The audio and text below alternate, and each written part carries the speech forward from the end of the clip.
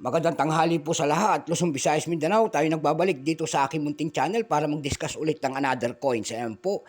Magandang tanghali po sa aking mga subscriber po. Thank you so much po kung saan kayong panig ng mundo. Yung hindi naman po nakapag-subscribe at gusto ang ganitong mga topic po about coins ang aking pinag-uusapan dito, dinidetalye natin kung talagang magkano na ang mga halaga ng ating mga hawak na mga old coins na mga koleksyon natin. Ayan po.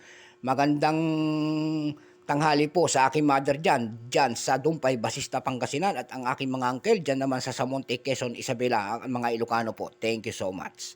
Ang pag-usapan po natin ngayon ay ang 5 pesos in GC. Ayan. 2017 at aking nakita. Ayan po. Black tuning po. Black to. Ayan. Black siya oh. Ayan. Ibinabad ko na siya. Kung saan ko na siya ibinabad na nilinis, hindi matatanggal ang kanyang pagka-black. Ayan. Black tuning. Year 2017, tinatawag nila noon na ito po ay semi-hard to find ng NGC. Ayan po, NGC po, magnetic ito. Ayan, ganda ba? Ang ganda kasi black tuning siya. Ayan po, black tuning. Tuning mo siya, hindi siya ordinaryong piso po kasi black ang kanyang kulay. Black. Ayan, kaya ko siya binlag kasi nga black siya.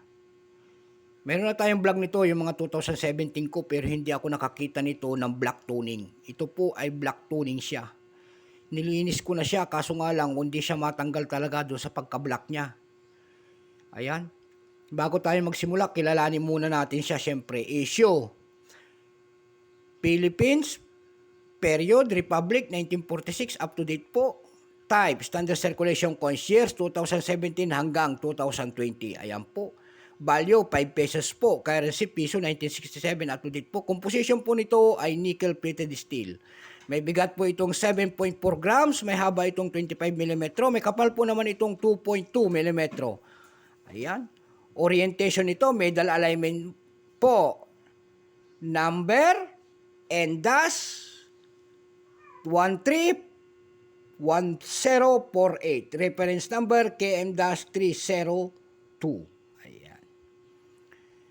Pagkatalikoduhan natin dyan, makikita natin ang imahe po ng isang tayabak at ang tatak ng ating bakong BSP. Ayan. NGC, New Generation Currency po. Ito pong 2017 kasi po ay 31%. Ayan. Wala pa pong mintage ito at ate ang ginagamit pa sa pang-araw-araw na gastusin po. Ayan po. Kasi nga, ibinlag ko ito kasi nga ito po ay black tuning. Ayan po. Hindi siya silver. Black tuning po.